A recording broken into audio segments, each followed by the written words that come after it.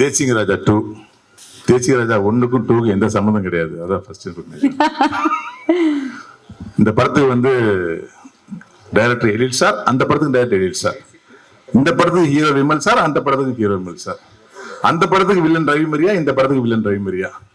இவ்வளவு ஒற்றுமை இருந்தாலும் சீக்வல் அப்படிங்கிற ஒரு அடிப்படையில இந்த கதையோட தொடர்ச்சி அது கிடையாது, அந்த கதையோட தொடர்ச்சி இது கிடையாது.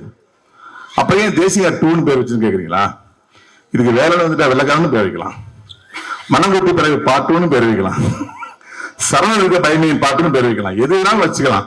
ஆனால் புடிச்சு என்ன பண்ணாரு, எனக்கு தேசிய 2 தான் வேணும் அடம் பிடிச்சதுனால ஏற்கனவே பண்ணப்பட்ட கதைக்கு இந்த டைட்டில் வச்சிருக்கோம்.